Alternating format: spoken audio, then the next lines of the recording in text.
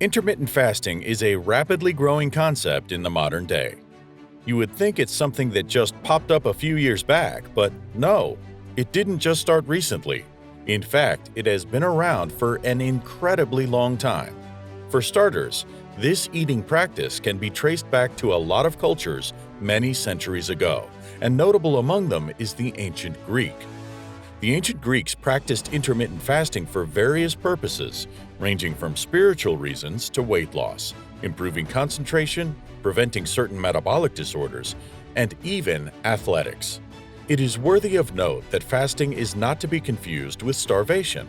They are completely different things and have nothing in common but the absence of food. While starvation is the involuntary absence of food, fasting is a voluntary decision to be without food for a particular time for the greater benefit. Despite all the benefits, intermittent fasting has been considered a fad, since science could not find an explanation for how it works. But one thing they do agree on is that it is of great benefit. Hippocrates once said, "Everyone has a physician inside him or her. We just have to help it in its work." The natural healing force within each one of us is the greatest force in getting well. Our food should be our medicine. Our medicine should be our food. But to eat when you're sick is to feed your sickness. This may sound somewhat hilarious, but if we come to think of it, we practice this more often than we'd like to accept. There is a part of every human that refuses food when sickness sets in, or even extreme tiredness.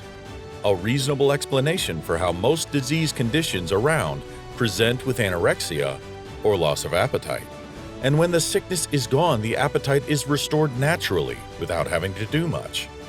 Food is good and an integral part of every human. But then, there are a lot of advantages that being without food for some time offers. In this video, we will draw a lot from how ancient Greeks practiced intermittent fasting to their benefit. The ancient Greeks believed that fasting improves cognitive abilities and alertness, which is 100% practical. You most probably will feel full, heavy, and sleepy when you've had a lot to eat, compared to when you're fasting and your stomach is empty. Fasting keeps your body light and alert, and if you've ever fasted before now, you would most likely agree that you would be able to do more when you're fasting than when you just had a meal. Eating is a lot of work, and we need to look beyond the stress of just fixing a meal or eating itself, but also internally too, because after a meal, you subject your body to a series of activities known as digestion, which requires that a lot of blood be shunted to the digestive system. In this process, you leave the brain with a shortage of blood for the time being, and the only thing the brain can use as a substitute for the lesser blood is a slowdown in physical activities. The metabolism also keeps you heavy and weak until when the stomach can empty itself. In Greek medicine, fasting is used as both a method of prevention of illnesses and treatment for illnesses. The ancient writer and historian Plutarch once said, "Instead of medicine, better fast today." The truth in that statement cannot be overemphasized because there is a lower risk for illnesses in people that fast, and it has been previously established that fasting helps to extend lifespan and reverse the entire aging process. During treatments of ailments, fasting was also used as a remedy, but the long-time sustenance of it does not have enough evidence to back it up. That is where our discretion comes in by understanding when your body needs a break and consulting with your doctor about this process to be on the safe side. Therapeutic intermittent fasting for the treatment of obesity has been investigated since at least 1915 and has not been found to cause any harm whatsoever. Even ancient Greek athletes also fasted because it helped them feel light, fit, and ready for the sport. If you're considering starting your fast, there are about 3 types of intermittent fasting to consider. First is alternate day fasting. Alternate day fasting is one of the most common forms of intermittent fasting and considered to be the most strict method. It involves choosing to fast one day and eating the next day. The fast may be total, that is, complete without food or with food that offers less than 25% of the required daily energy. Alternate day fasting will involve more fasting days than eating days. which is why it is referred to as the most difficult one. Next is periodic fasting. In this case, you would have to fast for some time, maybe 24 hours or more. Essentially, you will choose to fast within a particular period. A popular example is the 5-2 fast, which was made popular in the UK and Australia around 2012 by Moses Mosley. In periodic fasting, like the 5-2 fast, you will have about 5 days of food, to be followed by 2 days of no food. You can also decide to be more extreme, depending on your choices. And the last is daily time-restricted fasting. This appears to be the most lenient of it all. Daily time-restricted fasting involves fasting for some hours each day, such as fasting for 16 hours, to be followed by 8 hours of food.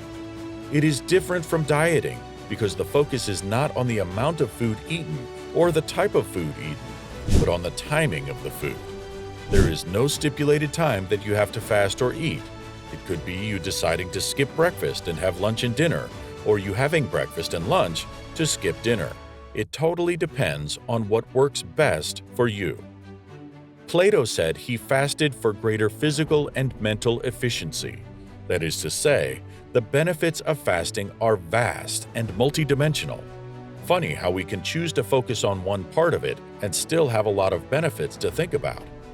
Turns out it also enhances physical and mental efficiency. We believe that this is the same reason why Pythagoras, a renowned mathematician, also fasted for 40 days before his exams at the famous Alexandria school.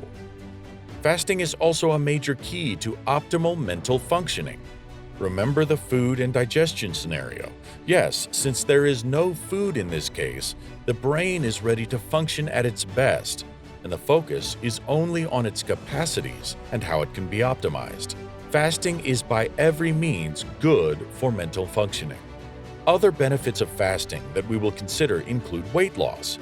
Intermittent fasting has been used as a method of treating obesity for as far back as 1915.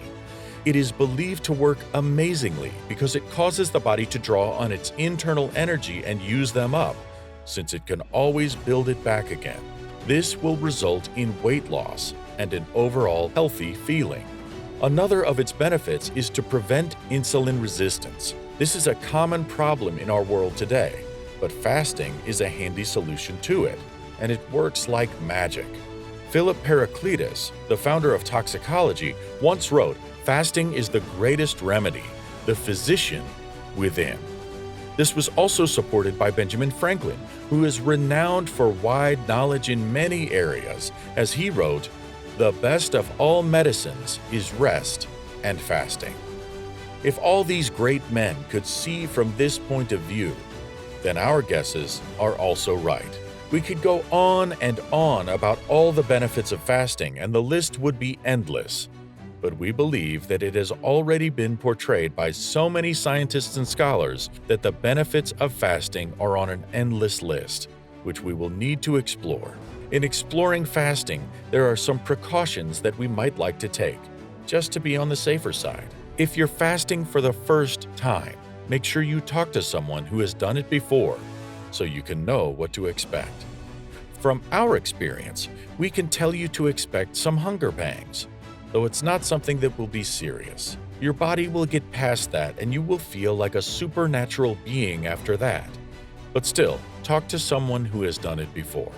In addition, make sure you check your state of health. Talk to your doctors about your plans and have them assess you to see if your body can go through it. For example, if you have a stomach ulcer, it's highly recommended to speak with your doctor about the potential side effects. As a starter, go for basics. Everything is a process. The more you fast, the more accustomed to fasting you grow. If you're fasting for the first time, you might want to consider lighter options with shorter durations. Before you know it, you will get accustomed and will be able to fast as much as you want. You should also see that you carefully plan your diet before you break your fast. Generally, it is okay to have juices and vegetables after your fast. This will help your body to adjust well to food, and your body won't have to go through so much change to accommodate food. If you carefully factor these in as you plan your fast, you shouldn't expect to have any issues. So there you have it. What do you think of the ancient Greek philosophy regarding fasting? And did you enjoy this particular type of content in comparison to our usual ones? Share with us your thoughts in the comments section below.